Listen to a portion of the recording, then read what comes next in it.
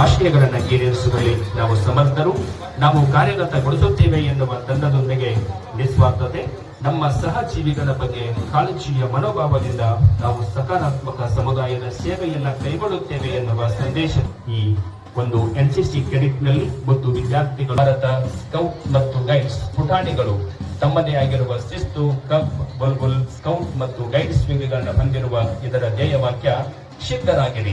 ನಾವು ಕರ್ತವ್ಯವನ್ನು ಮಾಡಲು ಮನಸ್ಸು ಮತ್ತು ದೇಹದಲ್ಲಿ ಯಾವಾಗಲೂ ಸಿದ್ಧರಾಗಿರುತ್ತೇವೆ ಎನ್ನುವ ಸಂದೇಶ ಈ ಬಾಲಕರಲ್ಲಿ ಒಳಗೂಡಿದೆ. ನಿಮ್ಮೆಲ್ಲರ ಜೋರಾದ ಚಪ್ಪಾಳೆ ಆ ಮುದ್ದು ಬಾಲಕರಿಗೆ ಒಂದು ಪ್ರೇರಣೆಯನ್ನು ಕೊಡಲಿ ಎನ್ನುವ ಆಶಯದೊಂದಿಗೆ ಈಗ ಭಾರತ ಸ್ಕೌಟ್ ಮತ್ತು ಗೈಡ್ಸ್ನ ವಿದ್ಯಾರ್ಥಿಗಳು ಪಥಸಂಚಲನದ ಮಾರ್ಗದಲ್ಲಿ, ಹಾಗೆ ಭಾರತ ಸೇವಾದಳ ತಂಡ, ಭಾರತ ಸೇವಾದಳ ವೀರ ಸನ್ಯಾಸಿ ಮುದ್ದು ವಿದ್ಯಾರ್ಥಿಗಳು ಈ ಭಾರತ ಸೇವಾದಳದ ಮಾರ್ಗದಲ್ಲಿ ತೆರಳುತ್ತಾ ಇದ್ದಾರೆ. ತೆಂಗಿನ ಮರ ಬೆಳೆದಂತೆ ತನ್ನ ಗರಿಗಳಿಂದ ಬಿಚ್ಚಿಡುತ್ತ ಆ ಗರಿಯ ಗುರುತುಗಳನ್ನು ಉಳಿಸುತ್ತಲೇ ಹೋಗುತ್ತಿರುವ ಸಂದೇಶದೊಂದಿಗೆ ಭಾರತ ಸ್ಕೌಟ್ ಮತ್ತು ಗೈಡ್ಸ್ನ ಅಬುಲ್ ಕಲಾಂ ಪ್ರೌಢಶಾಲೆಯ ತಂಡ ಈಗ ತಾನೇ ಧ್ವಜವಂದನಾ ಕಾರ್ಯಕ್ರಮ ಮಾರ್ಚ್ ಪಾಸ್ಟ್ ಮಾರ್ಗದಲ್ಲಿ ಚಲಿಸ್ತಾ ಇದ್ದಾರೆ. ಜಾದವ್ ಗೈಡ್ಸ್ ವಿದ್ಯಾರ್ಥಿಗಳು ಈಗ ತಾನೇ 77ನೇ ಗಣರಾಜ್ಯೋತ್ಸವದ ಧ್ವಜವಂದನಾ ಕಾರ್ಯಕ್ರಮದಲ್ಲಿ ಮಾರ್ಚ್ ಪಾಸ್ಟ್ ಅನ್ನ ನೆರವೇರಿಸ್ತಾ ಇರುವ ಇವರಿಗೆ ನೆರವೇರ್ತಾ ಇದೆ.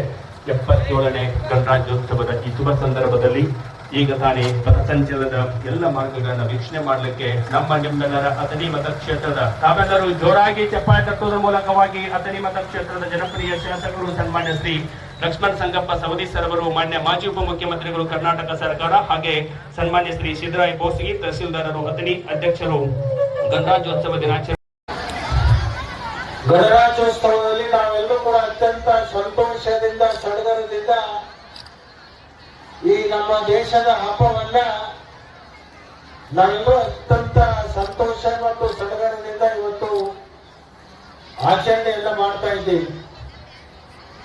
ನಮ್ಮ ದೇಶಕ್ಕೆ ಸ್ವಾತಂತ್ರ್ಯವನ್ನ ತಂದುಕೊಟ್ಟಿರ್ತಕ್ಕಂಥ ಅನೇಕ ಮಹಾಪುರುಷರನ್ನ, ದೇಶಕ್ಕಾಗಿ ತಮ್ಮ ಪ್ರಾಣವನ್ನ ತ್ಯಾಗ ಮಾಡಿರ್ತಕ್ಕಂಥ, ಬಲಿದಾನವನ್ನು ಮಾಡಿರ್ತಕ್ಕಂಥ ಅನೇಕ ಹಿರಿಯರನ್ನ ನಾವು ಸ್ಮರಣೆಯನ್ನ ಮಾಡೋದ್ರ ಜೊತೆಗೆ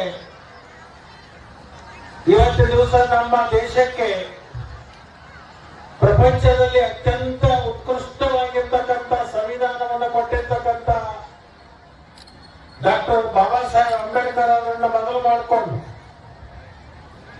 ಈ ಸಂವಿಧಾನ ಶಿಲ್ಪಿ ಡಾಕ್ಟರ್ ಬಾಬಾ ಸಾಹೇಬ್ ಅಂಬೇಡ್ಕರ್ ಅವರು ಪ್ರಪಂಚದಲ್ಲಿ ಎಲ್ಲಿ ಸುತ್ತಿದರೂ ಕೂಡ ಇಂತಹ ಪ್ರಜಾತಂತ್ರ ವ್ಯವಸ್ಥೆಯ ಸಂವಿಧಾನವನ್ನ ನಾವು ನೋಡ್ಲಿಕ್ಕೆ ಸಾಧ್ಯ ಇಲ್ಲ. ನಮ್ಮೆಲ್ಲರಿಗೂ ಕೂಡ ಸಂಪೂರ್ಣವಾಗಿರ್ತಕ್ಕಂಥ ಹಕ್ಕುಗಳನ್ನು ಕೊಡೋದ್ರ ಜೊತೆಗೆ ಸ್ವತಂತ್ರ ಭಾರತ ಹೇಗಿದೆ ಅಂತಕ್ಕಂಥ ಒಂದು ಕಲ್ಪನೆ ಇಡೀ ವಿಶ್ವಕ್ಕೆ ಪರಿಚಯವನ್ನ ಮಾಡಿಕೊಟ್ಟಿರ್ತಕ್ಕಂಥದ್ದು. ಬಹುಶಃ ಬಾಬಾ ಸಾಹೇಬ್ ಅಂಬೇಡ್ಕರ್ ಅವರು ಇರದೆ ಹೋಗಿದ್ರೆ ಇಂಥ ಸಂವಿಧಾನವನ್ನ ನಾವು ಪಡ್ಕೊಳ್ಳಿಕ್ಕೆ ಸಾಧ್ಯ ಆಗ್ತಿತ್ತೋ ಇಲ್ಲೋ ಅಂತಕ್ಕಂಥ ಪ್ರಶ್ನೆಗಳು ಇವತ್ತು ನಮ್ಮ ಮುಂದೆ ಬರ್ತಾ ಇದ್ದಾವೆ.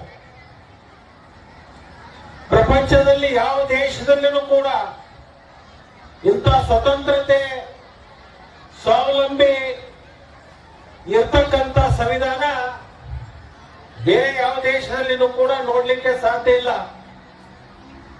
ಇಲ್ಲಿ ವಾಕ್ಯ ಸ್ವಾತಂತ್ರ್ಯ ಇದೆ, ಅದರ ಜೊತೆಗೆ ಪ್ರತಿಯೊಬ್ಬರಿಗೂ ಕೂಡ ತಮ್ಮದೇ ಆಗಿರ್ತಕ್ಕಂಥ ಹಕ್ಕುಗಳನ್ನ ಪ್ರತಿಪಾದನೆ ಮಾಡತಕ್ಕಂಥ ಶಕ್ತಿಯನ್ನು ಕೊಟ್ಟಿರ್ತಕ್ಕಂಥ ಕಾನೂನಿನಲ್ಲಿ ನೋಡಿದ್ದೀವಿ. ಅದರ ಜೊತೆಗೆ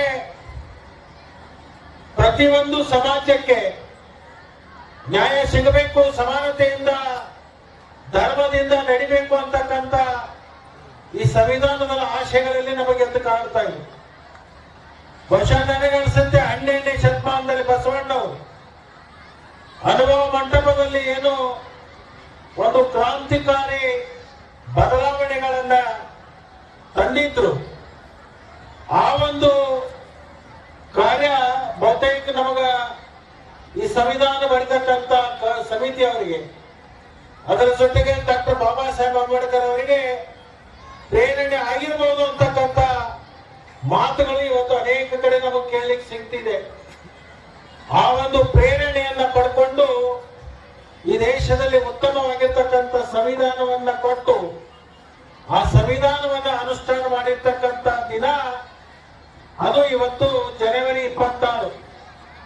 ಆ ಒಂದು ಹಿನ್ನೆಲೆಯಲ್ಲಿ ನಾವು ಇದನ್ನ ಅತ್ಯಂತ ಗೌರವಿಸುವುದರ ಜೊತೆಗೆ ಡಾಕ್ಟರ್ ಬಾಬಾ ಸಾಹೇಬ್ ಅಂಬೇಡ್ಕರ್ ಅವರಿಗೆ ಮತ್ತು ಸ್ವಾತಂತ್ರ್ಯವನ್ನು ತಂದು ಕೊಟ್ಟಿರ್ತಕ್ಕಂಥ ಮಹಾಪುರುಷರಿಗೆ ಇವತ್ತು ನಾವೆಲ್ಲರೂ ಕೂಡ ಅತ್ಯಂತ ಪ್ರಾಂಜಲ ಮನುಷ್ಯರಿಂದ ಅವರಿಗೆ ನಾವು ಅಭಿನಂದನೆಗಳನ್ನ ಮತ್ತು ಕೃತಜ್ಞತೆಗಳನ್ನ ಹೇಳೋಣ ಅಂತಕ್ಕಂಥ ಮಾತನ್ನ ಈ ಒಂದು ಸಂದರ್ಭದಲ್ಲಿ ನಾನು ಅಂಬೇಡ್ಕರ್ ಅವರಿಗೆ ಜೋರಾಗಿ ಡಾಕ್ಟರ್ ಬಾಬಾ ಸಾಹೇಬ್ ಅಂಬೇಡ್ಕರ್ ಅವರಿಗೆ 77ನೇ ಗಣರಾಜ್ಯೋತ್ಸವಕ್ಕೆ ಇವತ್ತಿನ ರಾಯಲ್ ಆಂಗ್ಲ ಮಾಧ್ಯಮ ಪ್ರೌಢಶಾಲೆ ಅತನಿ ನೆರವೇರಿಸಿರುವ ಭೀಮಾ ಕೋರೆಗಾಂವ್ ವೃತ್ತಕ್ಕೆ ಈಗ ತಾನೇ ಶ್ರೀ ಸಿದ್ಧಾರ್ಥ್ ಸಿಂಗ್ಗೆ ಅಧ್ಯಕ್ಷರು ಪಂಚ ಗ್ಯಾರಂಟಿ ಯೋಜನೆಗಳ ಸಮಿತಿ ಅತನಿ 500 ರೂಪಾಯಿಗಳ ಪ್ರೋತ್ಸಾಹ ಕಾಣಿಕೆಯನ್ನು ಕೊಟ್ಟಿದ್ದಾರೆ.